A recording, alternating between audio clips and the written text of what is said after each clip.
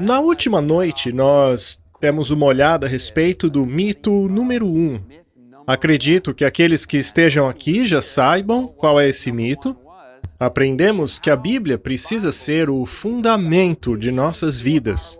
Aprendemos porque é necessário uma verdadeira confiança na palavra de Deus. Não apenas uma crença teórica, mas algo que toca o coração. Chamamos isso de crença fundamental na palavra de Deus. Nós vimos que há algum tempo atrás o Papa Francisco disse que é algo muito ruim essa crença fundamentalista na palavra de Deus.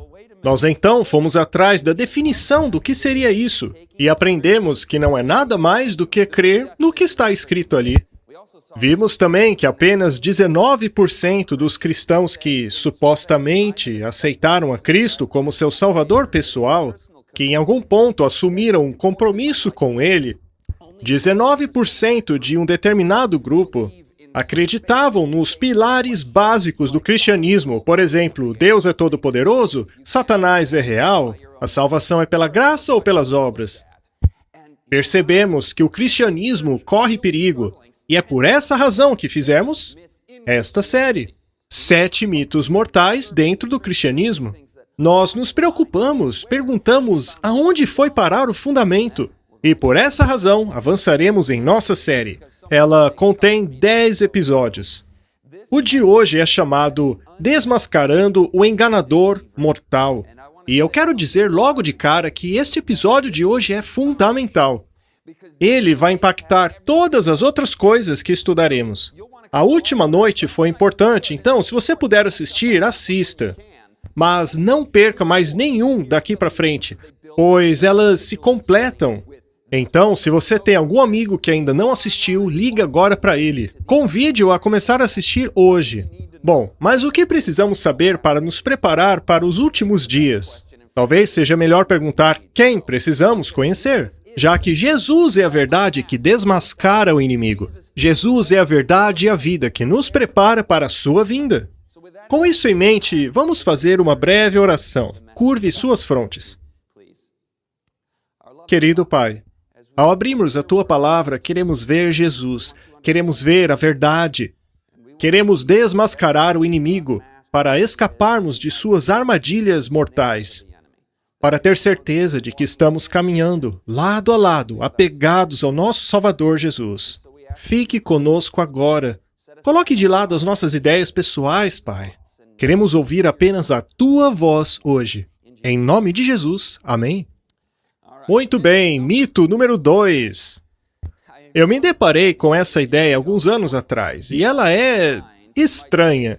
Será que Deus orquestrou o desenvolvimento do sofrimento, do mal, da dor? Ele é o responsável por tudo isso? Acredite ou não, essa ideia não está apenas nas mentes daqueles que têm pouco conhecimento da palavra de Deus. Quem dera fosse isso, mas isto é uma escola de pensamento teológico.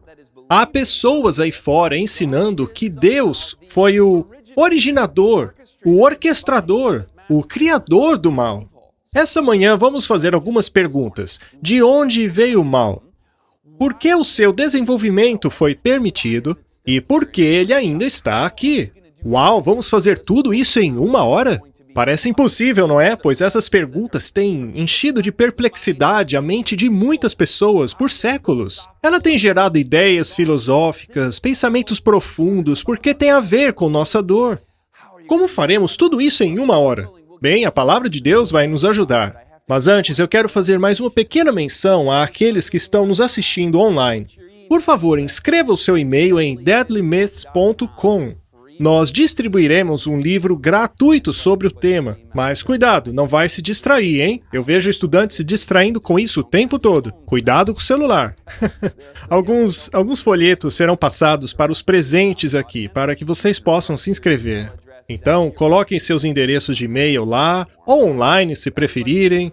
Aqueles que quiserem se inscrever receberão gratuitamente um livro sobre o tema.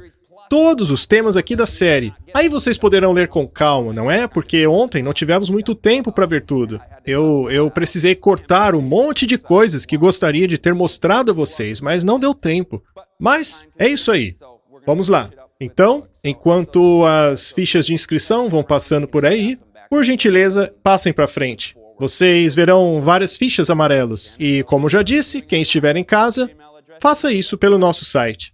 Ontem nós levantamos alguns conceitos importantes na tentativa de estabelecer a confiabilidade da Bíblia. Passamos pelos eventos históricos da ressurreição. Vimos também evidências arqueológicas e escriturísticas do mais atestado e confiável registro histórico da história do mundo antigo. Isso mesmo, está bem aqui, o Novo Testamento. Então, se você perdeu aquilo, não se preocupe, nós vamos expandir ainda mais o tema em nosso livro gratuito. Mas o que vamos estudar hoje é a respeito da grande história de como o mundo foi parar no estado em que está hoje. Você já deve ter ouvido muitas histórias a respeito disso, mas esta não é uma história qualquer, ela é a história, a verdadeira história. E ela começa lá em Gênesis 1. A maioria aqui já ouviu, não? Ela começa tão bonita. No início, Deus criou os céus e a terra. E ao continuarmos na história, dizemos, nossa, que coisa linda! Uma terra perfeita, um ser humano perfeito, um Deus perfeito, um lugar perfeito. A criação foi celebrada com música. Você sabia que alguns seres estavam cantando sobre isso? Imagine um mundo sem enganos, sem morte, sem depressão, sem dívida, sem divórcio ou qualquer coisa horrível que existe por aí. É um lugar maravilhoso? Não é algo digno de música? Onde estava você quando lancei os fundamentos da terra? Pergunta Deus a Jó. Quando ele lançou os fundamentos da terra, as estrelas da manhã cantavam juntas. E todos os filhos de Deus cantavam de alegria. Isso aqui é antes de Gênesis, capítulo 3, antes da serpente. E antes de chegarmos lá, será que podemos ficar um pouquinho aqui? A perfeita criação de Deus é algo que merecia ser cantado. E, aliás, é isso que vai acontecer de novo no futuro, quando o Éden for restaurado. Nós vamos experimentar isso nós mesmos, não vai ficar apenas lá na história. Será parte do último capítulo da história, um capítulo que durará para sempre. Bem, e que estrelas são essas que estavam cantando? Acontece que esses termos são simbólicos.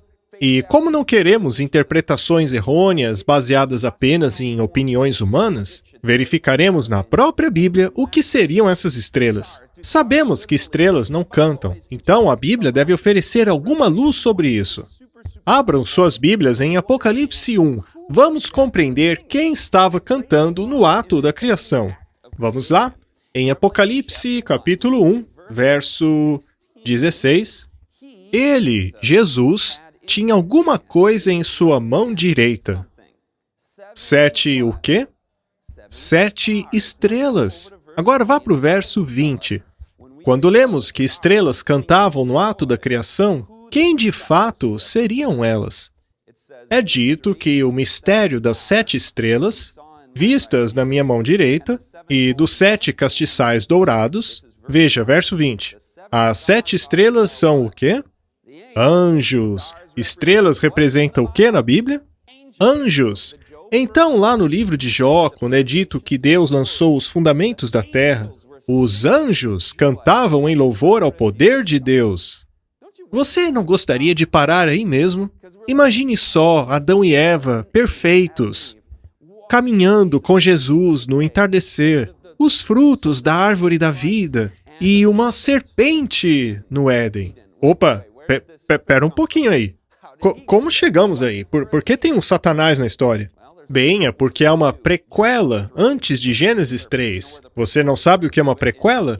Abra sua Bíblia em Ezequiel 28. Para quem não sabe o que é uma prequela, é o oposto de sequência. Ao invés de ser algo que aconteceu depois, é algo que aconteceu antes. E o que aconteceu antes que uma serpente tenha ido parar lá no jardim? Ezequiel 28 explica quem seria este ser que foi parar no Éden.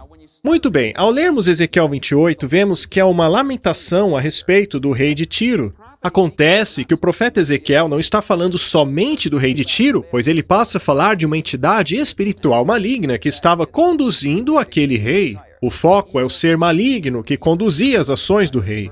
Veja que o verso 13 diz que ele estava no Éden. Ezequiel 28, 13. Será que o rei de Tiro estava lá no Éden, milhares de anos antes? Claro que não. Está falando sobre outro ser maligno. E diz lá, você estava no Éden, o jardim de Deus. Todas as pedras preciosas o enfeitavam, o sárdio, topázio, diamante, berilo, ônix, jaspe, safira, carbúnculo e esmeralda. Em ti se faziam os seus tambores e pífaros. São instrumentos musicais. Se você cresceu assistindo TV, você sabe que Satanás é músico, não? Mas este assunto é tema de um outro seminário, sobre o qual falaremos depois. Mas em ti se faziam os teus tambores e pífaros. Ele era um belo músico no céu. E foram preparados no dia em que você foi? Qual é a palavra? Criado. Ok, ele não era eterno. Ele foi criado, teve um ponto de partida. E que tipo de ser era ele? Leia lá no verso 14. Ele era o querubim cobridor, que cobre. Querubim cobridor. Vocês se lembram da Arca da Aliança? Eu acho que a maioria aqui já viu. Nela haviam 2 querubins cobridores que estavam na presença de Deus. É o que o verso diz. Eu te estabeleci. Estavas no Monte Santo de Deus, no meio das pedras. Das pedras o quê? Fulgurantes, de fogo. De acordo com Hebreus 12, 29, Deus é o quê? Um fogo consumidor. Lembre-se da sarça ardente, da carruagem de fogo. Fogo na Bíblia representa a presença de Deus. E cobrindo essa glória há 2 querubins. Este anjo, sobre o qual estamos falando aqui, vivia na própria presença de Deus. Mas o verso 15 revela que não foi assim para sempre. Você era perfeito nos seus caminhos desde o dia em que foste criado. Portanto, Deus criou um anjo puro, santo e perfeito. Nós veremos em um momento que o nome dele era Lúcifer. Já vamos lá para Isaías 14. Mas aqui diz que ele era perfeito desde o dia em que havia sido criado até que a iniquidade foi... Foi o quê? Isso é muito importante. A iniquidade foi o quê?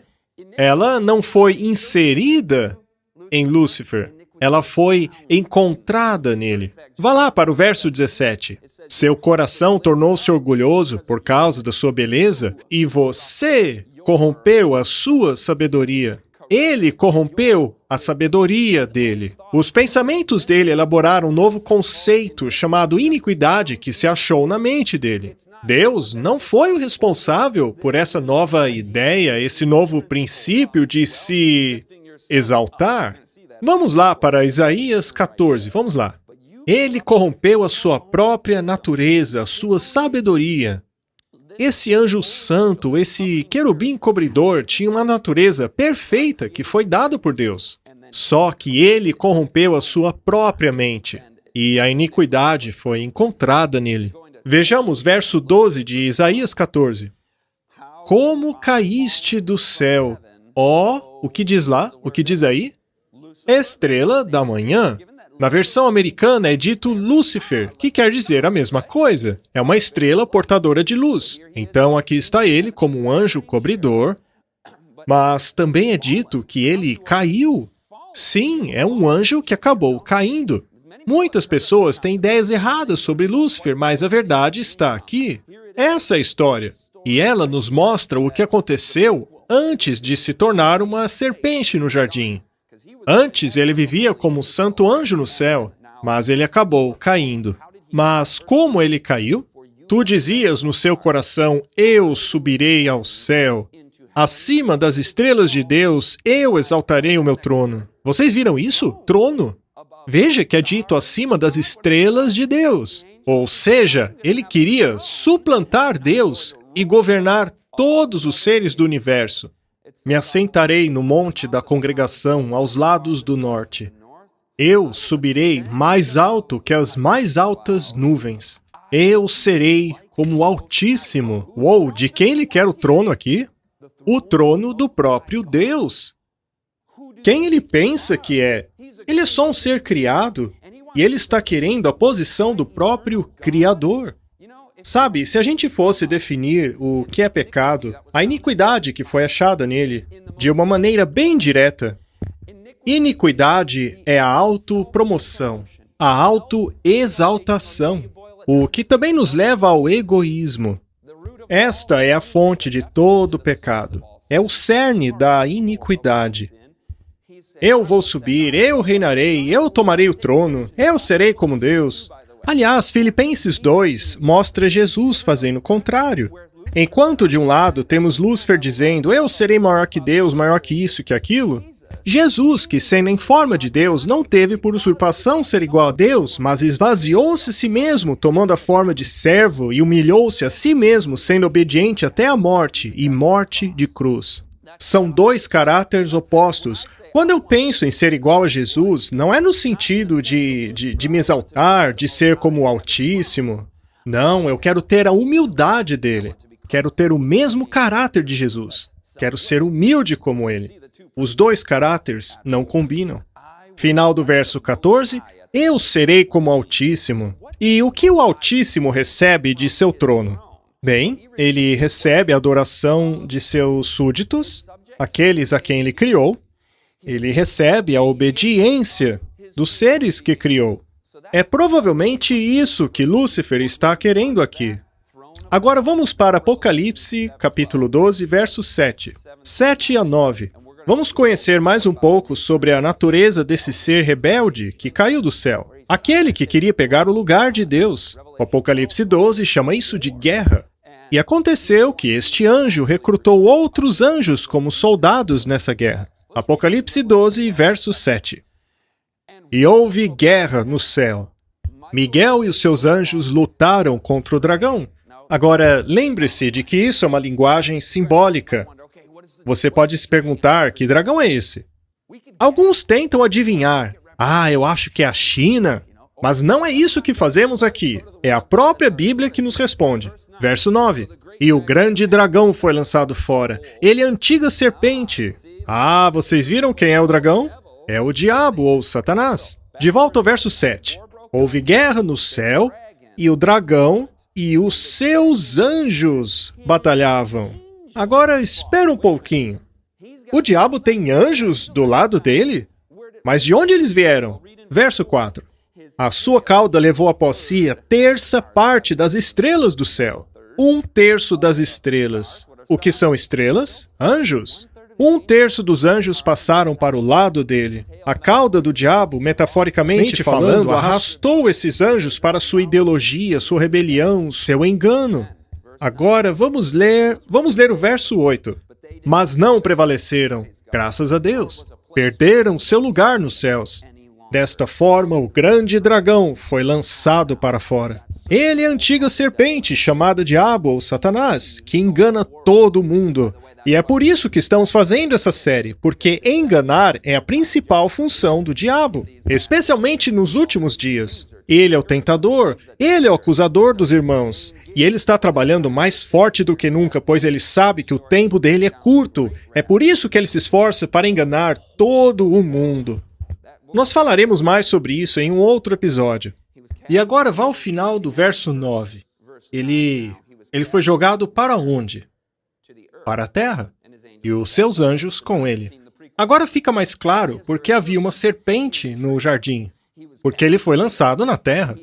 Ele começou uma rebelião no céu, arregimentou 1/3 dos anjos para o seu lado, dizendo, eu quero o trono de Deus, sejam obedientes a mim. Ele queria a adoração dos anjos celestes, mas agora está na terra. E você conhece essa história do Jardim do Éden. Ele então passa a colocar dúvidas na mente de Eva a respeito da árvore do conhecimento do bem e do mal. Satanás estava tentando fazer a mesma coisa que fez no céu, aqui na terra. Será que eu posso trazer a humanidade para o meu lado? Pensava ele. Será que posso trazer Adão e Eva também? Infelizmente, ele conseguiu. Ele os tentou para pecarem. A queda da humanidade está descrita em Gênesis 3. Mas, apesar da alegria de Satanás, a história não acabou ali. Deus prometeu um Salvador. Ele disse que haveria um descendente de Eva que esmagaria a cabeça da serpente. Muito bem, essa história que acabamos de ler é crucial para entendermos questões sobre a origem do mal, o papel de Deus nessa história e todas as demais perguntas difíceis que as pessoas fazem. Há alguns anos atrás, eu fui confrontado com essa ideia de que, uma vez que Deus é todo-poderoso, sua vontade é determinista. Ou seja, tudo que Deus quer que aconteça, acontece. E tudo que acontece, acontece porque Deus quis que acontecesse. Tudo que acontece é porque Deus quis. Mas este pensamento torna-se um problema para o cristão. Como explicar, então, coisas como tráfico humano, sacrifício de crianças? E tem uma lista enorme de coisas pesadas que vemos por aí. Será que todas essas coisas seriam a vontade de Deus? Mas, segundo a Bíblia, os anjos também possuem vontade. A Bíblia não disse que Lúcifer corrompeu a sabedoria dele? Ele tinha uma escolha. Ele se corrompeu e a iniquidade foi encontrada nele. Encontrada e não inserida nele. E quanto aos seres humanos, será que temos vontade própria? Ainda bem que não precisamos teorizar, confabular, cogitar, pois a Bíblia é clara sobre isso. Está lá em Lucas 30. Os fariseus e os advogados rejeitaram a vontade de Deus para eles mesmos. O texto se refere ao fato dos fariseus não terem aceitado o batismo de João Batista. Vocês perceberam no texto? Viram que é possível para um ser humano rejeitar a palavra de Deus para ele? Isso é fundamental para entendermos o caráter de Deus. Sim, Deus é soberano. Ele tem todo o poder que poderia ter à sua disposição. Ele fala e mundos aparecem. Ele é soberano. Ele é que manda em tudo, não é? Ele é o rei. Acontece que dentro de sua soberania, ele determinou que nós tenhamos vontade própria, que tenhamos liberdade para escolher a quem queremos servir. E está lá em Josué 24:15. Ele nos pede para o escolhermos. Só que Lúcifer o rejeitou, assim como os fariseus, que também rejeitaram a vontade de Deus para eles. A vontade de Deus não é determinista no sentido em que ele determinou o sofrimento, a dor e a miséria. Isso, na verdade, é a vontade de seres caídos pecadores. É o desejo de anjos que se rebelaram. E eu sei que vocês já repararam que pessoas más fazem coisas más com sua liberdade de escolha. Eu mesmo fiz coisas no passado das quais me arrependo muito. Basta olharmos ao redor e veremos coisas terríveis que as pessoas fazem com o livre-arbítrio que Deus concedeu a elas. Pessoas fazem escolhas que machucam o coração de Deus. Quando você machuca alguém que você ama, isso não é vontade de Deus. Quem ficou feliz com isso foi Satanás. Ele o encorajou a fazer isso, ele o tentou a fazer isso. Não foi apenas o coração da vítima que foi machucado, mas o de Deus também. Queridos, entendam uma coisa. O amor de Deus é infinito. Ele se comove com o que acontece com você. Ele sente o que um pai sente quando o filho se machuca. E olha que ele tem muito mais amor por nós do que nós pelos nossos filhos. Pare para pensar, se a vontade de Deus fosse sempre feita dessa maneira determinista, todos seriam salvos, pois a Bíblia diz que Deus não quer que ninguém se perca. Quantas pessoas Deus quer que se percam? Nenhuma. Ele quer que todos se arrependam. Eu repito, se a vontade de Deus fosse feita dessa maneira determinista, todos se salvariam. Afinal, é isso que ele quer, com certeza. Ele quer que todos se arrependam e sejam salvos. Em 2 Timóteo, capítulo 2, verso 4, é dito: Deus quer que todos os homens sejam salvos e cheguem ao conhecimento da verdade. O Senhor não deseja que ninguém se perca. Sabe, é natural que ouçamos pastores, pessoas, que levemos em conta a opinião dos outros, mas o que vale é o que a Bíblia diz. E o que a Bíblia diz é que Deus não quer que ninguém se perca. Ele quer que todos sejam salvos.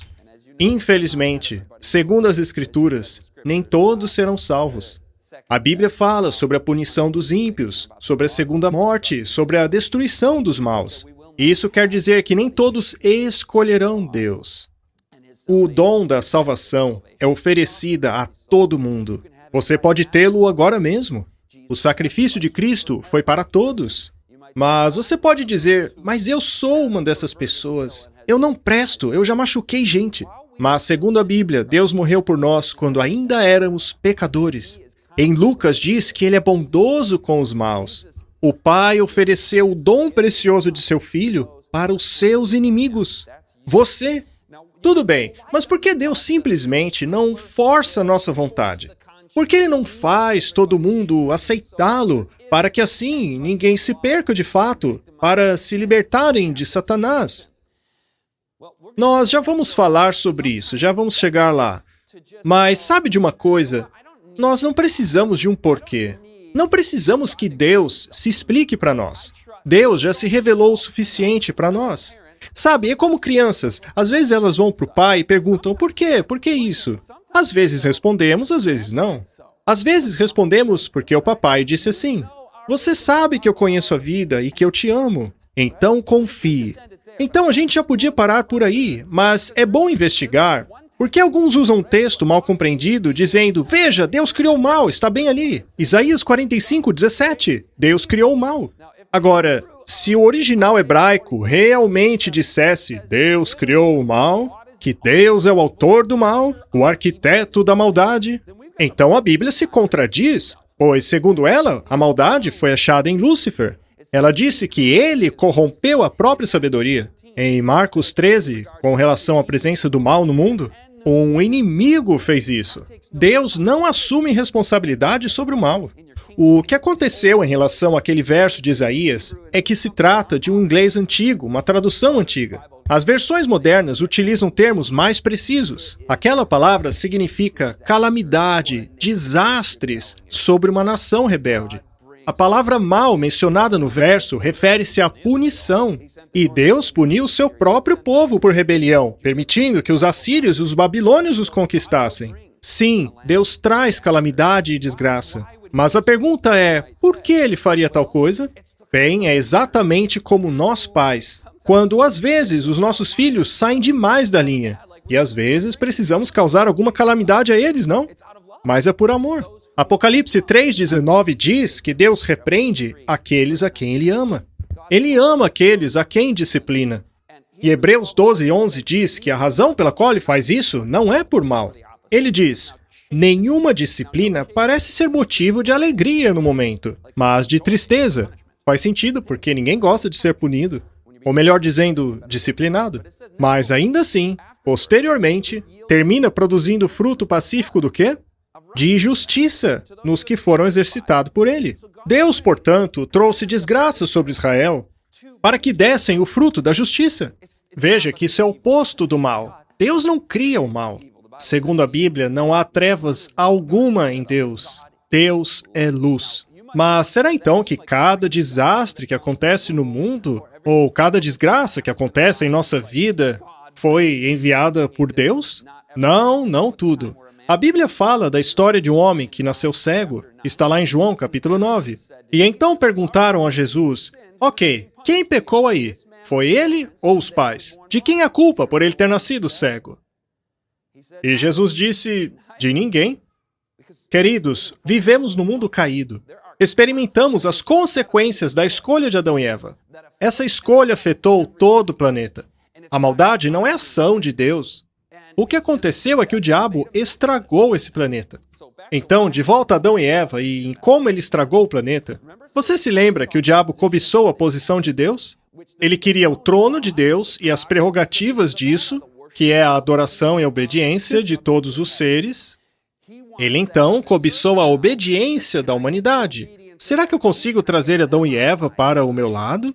E, segundo Mateus 4, ele almejou até mesmo a obediência de Jesus Cristo.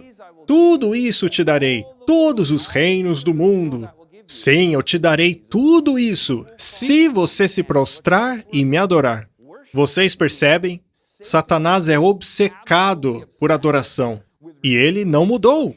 O que ele começou lá no céu, está fazendo agora mesmo. Mesmo tendo perdido uma guerra lá no céu, ele continua procurando a adoração de todos. Todos os seus planos de engano estão voltados para receber a adoração. E é o caso de todas as religiões pagãs. todas as religiões falsas. O apóstolo Paulo disse: as coisas que os pagãos sacrificam, eles sacrificam para quem? O que diz o texto? Para demônios, não para Deus. É por isso que os 2 primeiros mandamentos dos 10 mandamentos ordenam a adoração de Deus e proíbem a adoração a ídolos.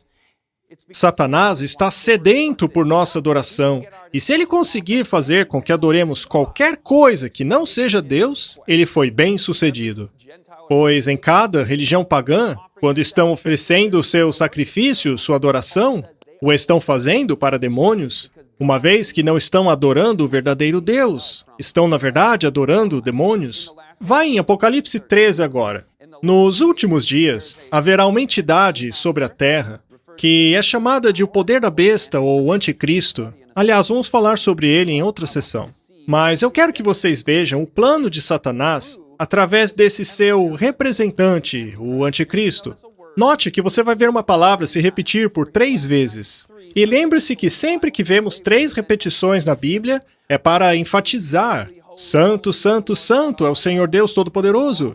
Frequentemente na Bíblia, quando algo é muito importante, é repetido 3 vezes. Então, deveria ter a nossa atenção. O que inclui Marcos 13. Não seja enganado nos últimos dias. Preste atenção para que ninguém vos engane, pois sinais e maravilhas enganariam até os eleitos se isso fosse possível. Como vimos ontem à noite, o engano é algo muito sério. Mas qual é o objetivo do diabo aqui no verso 4? Eles adoraram o dragão, que deu autoridade à besta. Adoraram a besta, dizendo: quem é como a besta? Quem pode fazer guerra contra ela? E no verso 8 diz: todos os moradores da terra a adorarão. Aqueles cujos nomes não estão escritos no livro da vida do Cordeiro que foi morto desde a fundação do mundo. Isso é sobre Jesus ser o verdadeiro Deus a ser adorado. Jesus, o Pai, o Filho e o Espírito Santo. A Bíblia diz que Satanás quer tomar o lugar de Jesus. Ele quer adoração, não quer? O dragão, a besta, o anticristo. Se Satanás conseguir adoração através disso, ele conseguiu o seu objetivo. Vá a Tessalonicenses, capítulo 2. Eu quero mostrar algo para vocês aqui na tela. Veja, vocês já perceberam que o culto a Satanás está aumentando muito, mas muito mesmo em nossa sociedade? Esse tipo de coisa é absolutamente nojenta. É revoltante que tenham colocado uma criança nessa escultura. Ela está olhando para o Bafomé? Esse tipo de coisa é algo realmente horrendo. Devemos chamar as pessoas para adorarem o verdadeiro Deus, Jesus Cristo, o Cordeiro de Deus, que morreu para salvar a humanidade, para que aqueles que aceitem tenham seus nomes escritos no livro da vida, do Cordeiro que foi morto desde a fundação do mundo. Ainda assim, esse tipo de coisa apela apenas para um setor pequeno da sociedade. O que veremos em 2 Tessalonicenses, capítulo 2, é que o engano de Satanás é muito abrangente. Eu vou ler 2 Tessalonicenses, capítulo 2, verso 3. Não deixem que ninguém os engane de modo algum. Antes daquele dia virá apostasia, e então será revelado o homem do pecado. Esta é uma referência ao anticristo, ao homem do pecado, chifre pequeno. Será revelado o filho da perdição. Nós já vamos falar disso. Que se opõe e se exalta acima de tudo que se chama Deus ou é objeto de adoração. Está vendo que o problema é a adoração? E esse anticristo chega até mesmo a sentar-se no santuário de Deus, proclamando ser ele mesmo Deus. Veja só. Não é exatamente isso que Satanás queria no céu? E ele fará o seu agente sentar no templo de Deus. Mas o que é o templo de Deus no Novo Testamento? É a igreja. Ele afirmará ser Deus, bem no meio do povo de Deus. Ele é o filho da perdição. João, capítulo 17, verso 12, usa esse termo, filho da perdição. Mas em referência a quem? Judas Iscariotes. Então, o que sabemos sobre Judas? Sabemos que estava no meio dos 12, que era um discípulo fraudulento. Esse poder anticristo será assim também. Então, quando vemos Satanás procurando a adoração de todos os habitantes do mundo, não é através somente de sacrifícios pagãos, não é através somente de Bafomé, mas é também através deste homem que parece cristão. Ele é o filho da perdição dentro do próprio cristianismo. O verso 7 nos mostra qual é a agenda deste homem. A verdade é que o mistério da iniquidade já está em ação, restando apenas que seja afastado aquele que agora o detém. E então será revelado o iníquo. Iníquo é aquele que não segue a lei, a quem o Senhor desfará pelo assopro da sua boca, e aniquilará pelo esplendor de sua vinda. A vinda deste iníquo, sem lei, é segundo a ação de Satanás, com todo o poder, sinais e maravilhas enganadoras. Ele fará uso de todas as formas de engano da injustiça para os que estão perecendo, porquanto rejeitaram o amor à verdade que os poderia salvar. Nesta série, queridos, não receberemos apenas a verdade, mas o amor pela verdade. Não se trata apenas de algo intelectual, de conscientemente aceitar a verdade, mas é uma verdade que transforma. Os santos não serão enganados porque amam a verdade, e Jesus é a verdade. É por isso que nosso relacionamento com Ele é a prioridade. O diabo, por outro lado, está procurando derrubar a lei de Deus. Vocês viram isso mencionado 3 vezes? O iníquo, o iníquo, o iníquo. Satanás não gosta da lei de Deus. Mas é claro que não gosta, pois Satanás quer impor a sua própria lei. Ele não queria tomar o lugar de Deus no céu? Nós vemos a mesma coisa em Daniel, capítulo 7. Lá é dito que esse poder do anticristo procuraria mudar a lei de Deus. Portanto, a guerra começou no céu e vai continuar até o fim dos tempos. É o que dizem as profecias de Apocalipse 13 e de 2 Tessalonicenses 2. E essa guerra é entre a lei de Deus e a falta de lei de Satanás. De um lado está a autoridade de Deus, que possui o justo direito de ser obedecido e adorado. E do outro temos o direito fraudulento de Satanás, que procura o mesmo. Portanto, se este é o verdadeiro conflito, como será o coração do povo de Deus? O nosso desejo será obedecer a Deus em espírito e verdade. Dessa forma, não permitiremos que Satanás ponha os pés em nossas vidas. Tanto é que o apóstolo Paulo diz: não sabeis vós que a quem vos apresentardes por servos para lhe obedecer, sois servos daquele a quem obedeceis? Veja que sublinhei a palavra servos. Paulo disse que ao obedecermos, estamos servindo. Agora, o que um servo significa na Bíblia? O segundo mandamento diz: não farás para ti imagem de escultura e nem se prostrará a elas. E também diz: não as servirás. Afinal, o que seria isso? É adoração, não é? Deixe o meu povo ir, disse Moisés, para que possamos servir ao Senhor no deserto. Não estamos agora num serviço de adoração? Então, servir ao Senhor no segundo mandamento é adorá-lo. E Paulo acabou de dizer em Romanos 6,16 que aquele a quem obedecemos, também servimos. Obediência é a maior forma de adoração. Obedecer a Deus é algo bonito. E o diabo está constantemente tentando suplantar isso. Então, se Satanás consegue fazer com que as pessoas o obedeçam ou ao anticristo, ele de fato está sendo adorado. Lembrem-se deste conceito para nosso futuro programa. Este princípio é um princípio básico. Se Satanás conseguir fazer com que as pessoas o obedeçam ou ao seu anticristo, ao invés de obedecerem a Deus, ele obteve sucesso ao fazer com que as pessoas o adorem. Mas como será o povo de Deus no fim dos tempos? É dito lá em Apocalipse 12. O dragão se enfureceu contra a mulher, o povo de Deus, e fez guerra contra o resto de sua descendência, aqueles que obedecem os mandamentos de Deus e guardam a fé de Jesus. Felizes são aqueles que obedecem aos seus mandamentos, os mandamentos de Deus. Nós vemos isso repetido 3 vezes no livro de Apocalipse. Vemos o povo de Deus rejeitando por 3 vezes a adoração a Satanás. O livro repete por 3 vezes que o povo de Deus guardará os seus mandamentos. Eles desejam obedecer a Deus. Agora, vocês perceberam a paz do ter a fé de Jesus? Isso nos remete ao último episódio, no qual vimos que a maioria dos cristãos acham que podem conseguir o céu pelas suas próprias obras. Só que não. Apenas os méritos de Cristo fazem o quê? nos garantem a nossa salvação. Sempre que falarmos de mandamentos, nunca se esqueça disso. Nós vamos falar mais no futuro sobre a questão da graça e da lei de Deus, mas, por ora, aqui estamos nós, olhando para esse grande conflito. O que nos leva a essa pergunta sobre o mal. Se Deus sabe o futuro, se Deus é amor e também todo-poderoso, por que Deus não destruiu Satanás desde o começo? Tudo bem, Satanás começou uma rebelião no céu, ele tinha livre-arbítrio, ele corrompeu a própria sabedoria, ele quis tomar o lugar de Deus. Mas por que Deus não acabou com ele logo de cara? Você já se perguntou isso? A gente até podia dizer, eu confio em Deus, então não preciso saber a resposta. Mas a coisa maravilhosa sobre a palavra de Deus é que ela nos dá tanto conteúdo. Não precisamos ficar em dúvidas. Não precisamos ficar com receios de confiar em Jesus sem saber se a Bíblia é confiável ou não. Não faça isso, meu amigo. A Bíblia oferece muitas respostas para nós. Mas então vamos lá.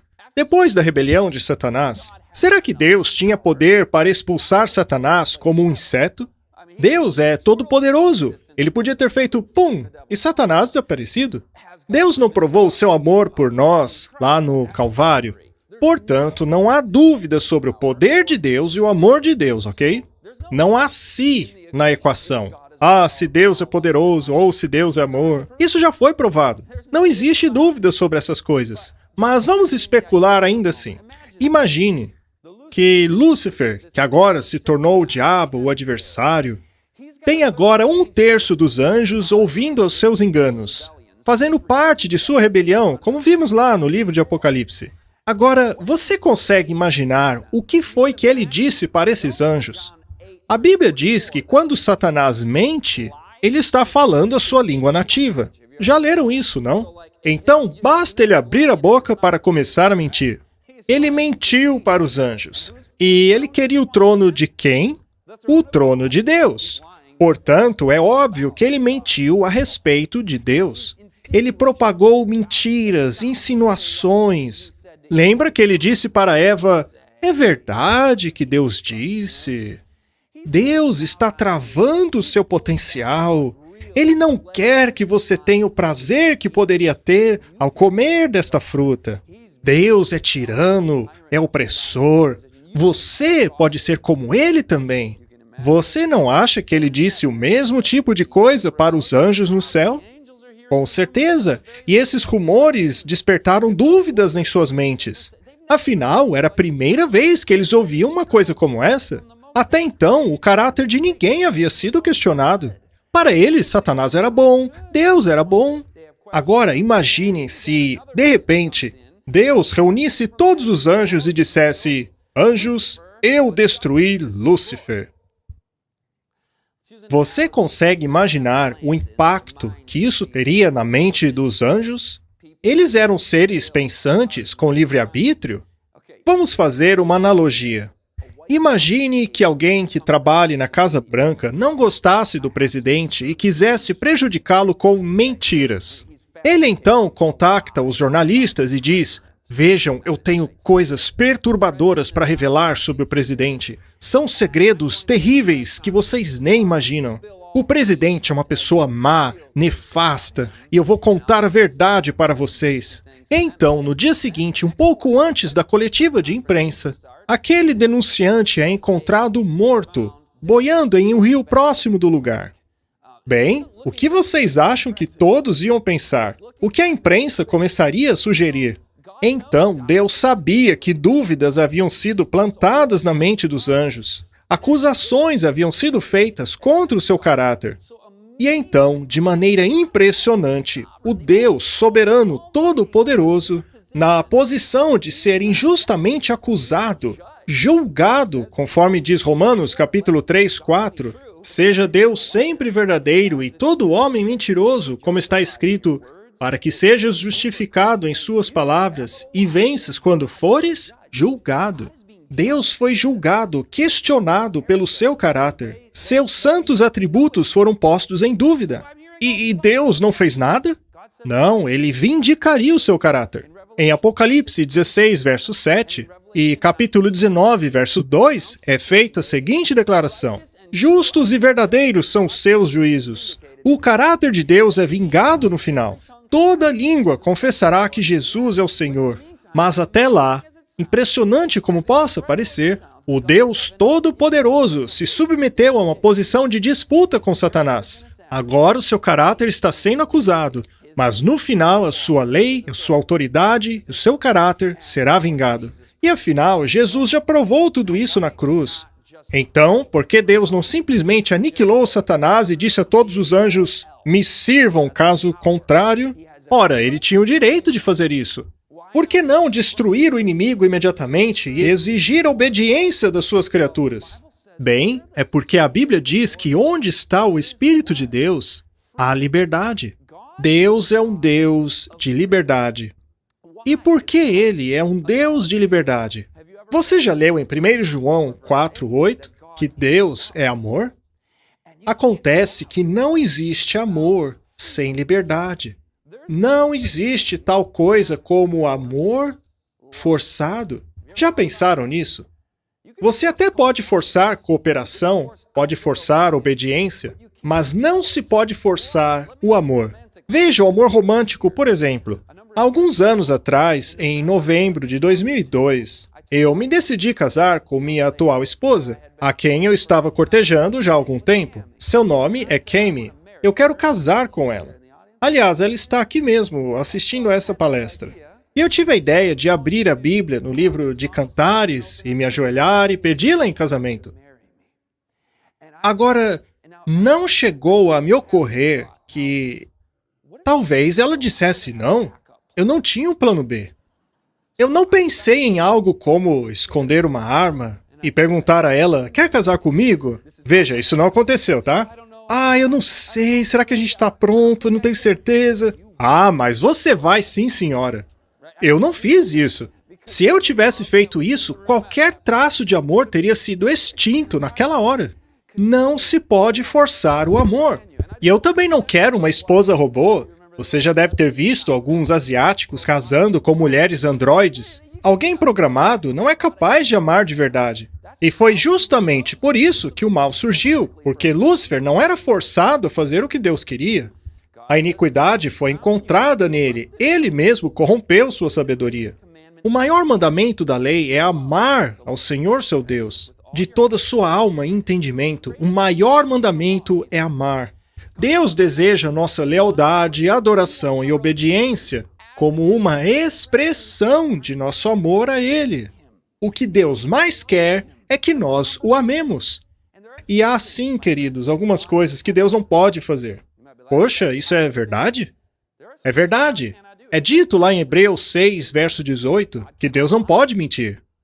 Deus não pode mentir. Isso vai contra a natureza dele. Ele não pode fazer algumas coisas. Ele também não pode forçar o amor. Onde está o Espírito de Deus, há liberdade. E é a soberania de Deus que declara isso. Não somos nós, nossas opiniões ou teorias. Se Deus agisse por coerção no céu, Ele não apenas estaria traindo a sua natureza de amor e liberdade, como também faria que os anjos o obedecessem por medo. E será que o medo e o amor são compatíveis? É claro que não. A Bíblia diz que o amor expulsa o medo. E quando a Bíblia diz para temermos a Deus, significa termos respeito, admiração por Ele. A dar a Ele a honra e glória que é de direito dele. Deus deseja que o amemos e não que vivamos aterrorizados por Ele. E Naum 1, verso 9 diz que a aflição não se levantará uma segunda vez. Mas como pode Deus se certificar disso? Como é possível ter certeza de que o sofrimento e a dor não se levantarão mais uma vez? Já se perguntou isso? Vá para Mateus capítulo 13. Essa é uma pergunta importante, pois sabemos que Deus destruirá Satanás, o mal, a dor e o sofrimento, mas como? Como Deus se certificará que nenhuma criatura se tornará um Lúcifer 2.0? Não é verdade? Já pensou nisso? Ele precisa se certificar de que não vai acontecer. E a Bíblia responde. Aliás, esse mito sobre o qual falamos essa noite, de que Deus criou o mal, que orquestrou todo o sofrimento, Esse mito é muito perigoso por uma razão específica. Veja, nós somos salvos pela graça de Deus através da fé. E o que é fé? É confiar nele. Então, se Satanás consegue colocar na nossa cabeça uma imagem distorcida de Deus, uma visão dele que não é verdadeira, uma visão de Deus sombria, distante, como se ele não ligasse pra gente e sentisse prazer no sofrimento, seria mais fácil ou mais difícil confiar nesse Deus? Satanás quer criar um abismo entre Deus e nós. Deus quer se aproximar de você. Então, a razão pela qual estamos falando sobre tudo isso não é apenas para entender as profecias e fazer com que você obedeça a Deus, mas tem a ver com o nosso relacionamento com Ele. É sobre enxergar o seu amor e confiar nele. Vamos para Mateus 13. Eu amo essa parábola. Vamos lê-la de trás para frente, ok? Jesus contou essa parábola e os discípulos ficaram sem entender. Então vamos começar pelo final, pela explicação que ele dá para a parábola. E daí nós vamos para o começo e vamos lê-la novamente. Comecemos então pelos versos 36 a 39 e detectar alguns elementos que aparecerão ao longo da parábola. Fala sobre um campo, sobre joio e algumas outras coisas.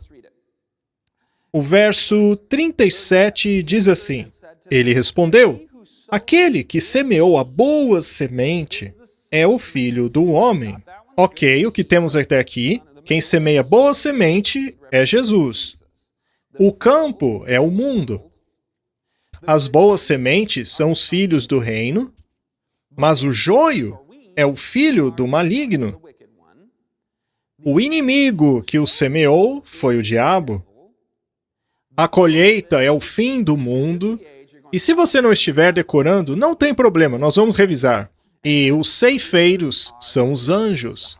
A colheita é o fim do mundo, os ceifeiros são os anjos, o inimigo é Satanás, o campo é o mundo, o bom semeador é o filho do homem, a boa semente é o bem e a má semente é o mal. Agora vamos ler a parábola no verso 24. Jesus lhes contou uma outra parábola dizendo: O reino dos céus é como um homem que semeou boa semente em seu campo. Então Jesus semeou o bem no mundo. Mas enquanto dormiam, veio seu inimigo, Satanás, e semeou o joio, o mal, no meio do trigo, e se foi. Mas quando o trigo brotou e formou espigas, o joio também apareceu. Temos então um mundo com o bem e o mal.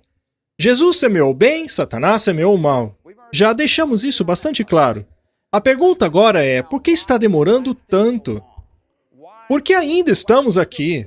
E como Deus vai garantir que o mal não surja uma segunda vez? Vamos ver o que esses servos dizem no verso 27. Os servos foram ao dono do campo e disseram: O Senhor não semeou boa semente em seu campo? Como veio então o joio? Não é essa exatamente a pergunta de tantos? Se Deus é amor, por que surgiu o mal no mundo? E sua resposta foi: o inimigo fez isso. Nós já falamos sobre isso. Os servos disseram a ele: O Senhor quer que vamos lá e os tiremos? O Senhor quer que a gente simplesmente acabe com isso? Veja, em nossas mentes limitadas, é isso que queremos. Vamos acabar com tudo de uma vez, já há milhares de anos atrás. Mas ele disse não, no verso 29.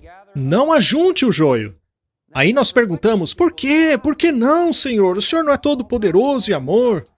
Eles perguntaram a mesma coisa aqui e ele respondeu. Ele diz não.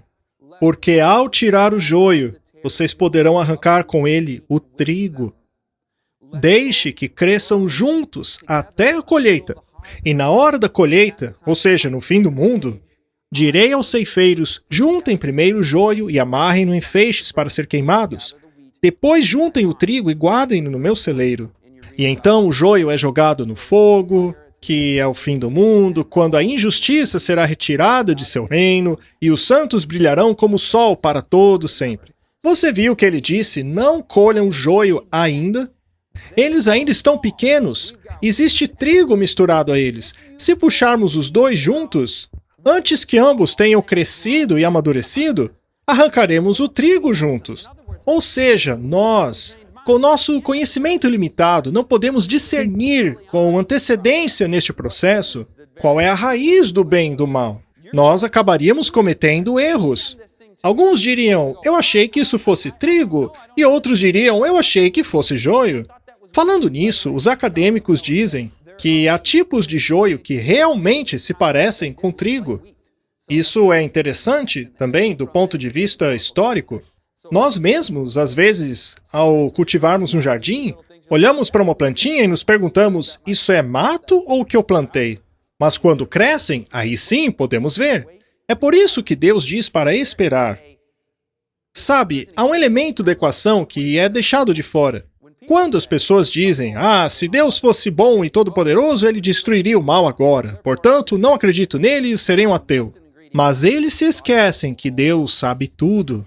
E é justamente porque ele é todo-poderoso e vai destruir o mal, e porque ele é amor e não quer que o mal surja uma segunda vez, ele sabe exatamente quando será o tempo certo, o tempo exato no qual o joio estará maduro. O tempo em que o joio demonstrará toda sua maldade claramente a todos. A totalidade da maldade precisa ser manifestada para que, num futuro eterno, ninguém duvide do amor e caráter de Deus novamente. Justo e verdadeiro são seus juízos. A paz eterna estará garantida justamente porque Deus não se apressou. E nós acusamos a Deus por não acabar logo com o mal. E sabe de uma coisa? Segundo a Bíblia, o fim chegará quando o evangelho for pregado a todo mundo. E Pedro diz que podemos acelerar a segunda vinda ao vivermos uma vida santa. Ou seja, Deus é quem deveria cobrar pressa de nós. Se ao pregarmos o evangelho e crescemos na plena medida e estatura do Senhor Jesus Cristo, então nós apressaríamos o fim. Então não é culpa de Deus que ainda estejamos aqui. Às vezes somos tão rápidos a questionar a Deus, mas ele pode fazer essa mesma pergunta para nós. Eu agora os darei a última resposta para o problema do mal. Está logo aí na tela. Você pode ter todas as filosofias, teologias e textos bíblicos que mostramos, mas quando alguém olha para o seu olho e pergunta, por que minha filha morreu? Por que Deus permitiu que a minha filha morresse no acidente de carro ontem? Uma mãe fez essa pergunta para mim. Ela não queria uma resposta intelectual. E eu disse a ela, você conhece Jesus? E ela estava vacilando na fé. E eu disse a ela, você sabe o que diz Isaías 63, verso 9? Que Deus se aflige em nossa aflição. É isso que precisamos ouvir nesses momentos. Esse estudo pode fortalecer as pessoas antes da crise. Mas se há apenas 30 segundos para se dizer algo, como é o caso agora, é que Jesus está contigo em sua dor. Ele sofreu mais do que toda a humanidade junta. Ele tomou a nossa dor na cruz. Você crê nele? Ontem vimos que a sua palavra é confiável. Ele morreu por nossos pecados. Dê o seu coração a ele enquanto oramos.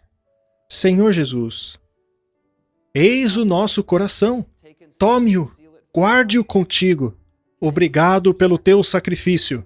Obrigado pelo que tu fizeste por nós, por ter vindo a este mundo para provar o seu amor. Tu és digno que confiemos as nossas vidas a ti. Que possamos caminhar intimamente contigo, enxergar o teu caráter de amor, ver que tu és o nosso Salvador. Conhecê-lo é ter a vida eterna. Em nome de Jesus, amém.